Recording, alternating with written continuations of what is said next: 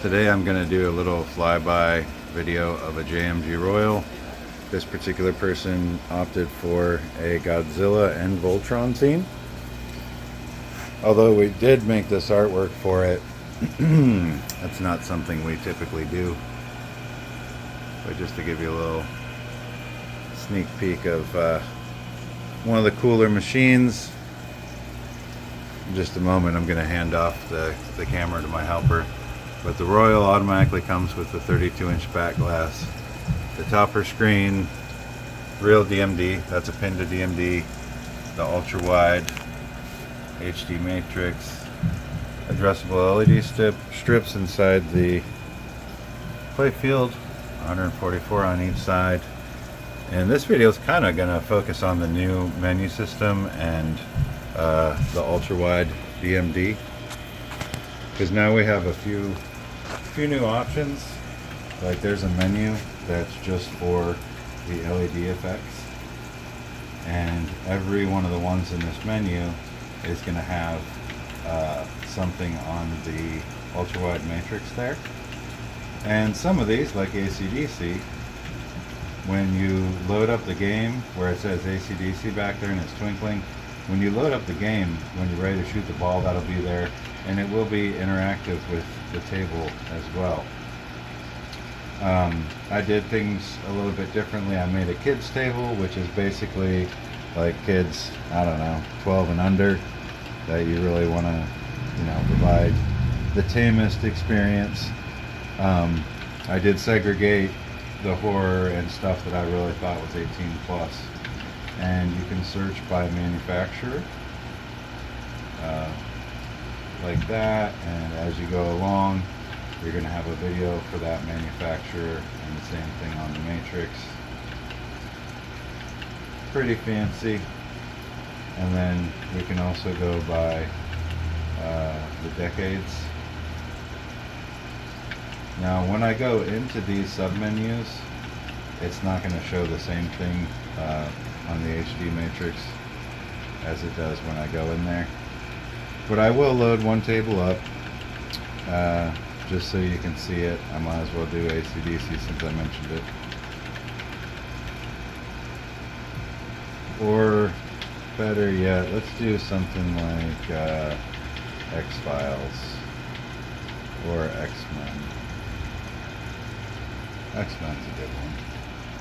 I think it works on all of them. Pretty sure.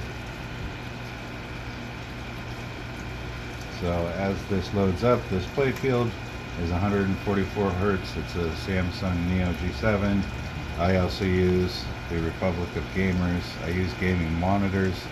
I don't use so-called industrial monitors that you really don't know what it is. All of the parts in this machine are something that's going to be customer replaceable.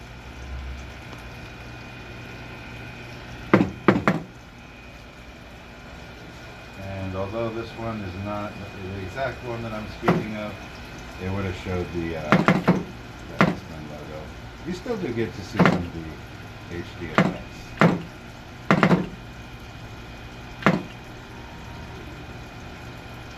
Not that much on this data though, so I'm probably going to exit out of here in a second. The addressable LED strips, or speaker grills rather, are a different color for pretty much every table.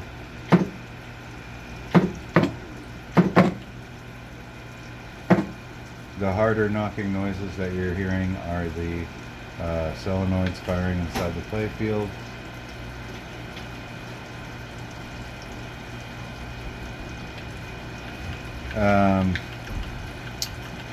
I'm going to do Avengers actually.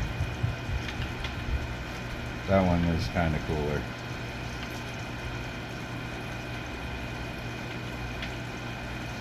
If I remember correctly.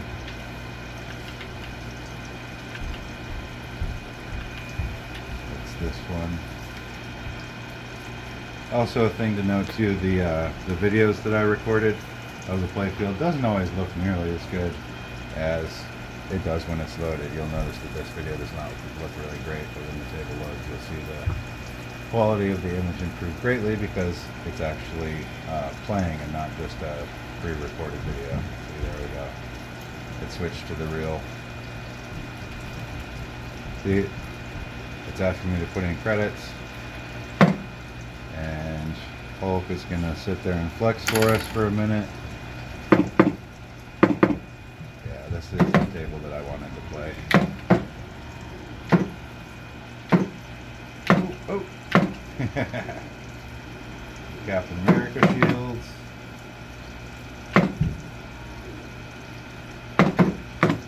Also, the sound that you're hearing right now is just the mechanical knockers. I have the sound on mute.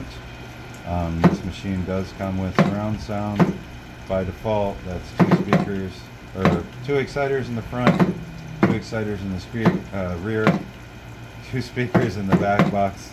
Sorry, it's tough to concentrate and talk about the machine at the same time. Keeping the ball in play.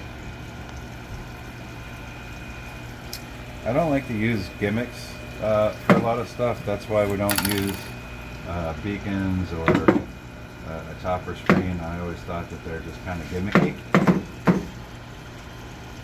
So I try and make these machines as much like a real pinball you would find in like the 80s or 90s. We do make another model called the Medusa that does not have the strips for the matrix where the playfield is flush. Some of the newer VPW tables might look better that way.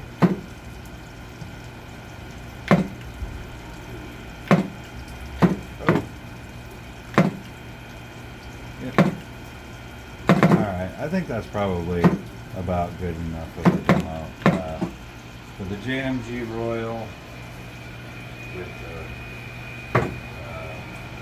Galaxy White powder coat and all the other goodies. Oh, and of course, now I get a multi-ball.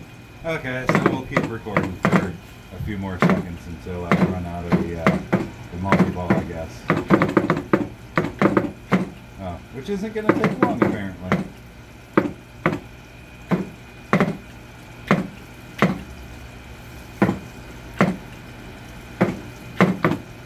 And the brightnesses of the strips and matrix are adjustable through a file. I know the side strips look pretty bright right now. Mostly because when they illuminate white, you know, it's illuminating as much as it can, or it's outputting, you know, all 3 colors at the same time.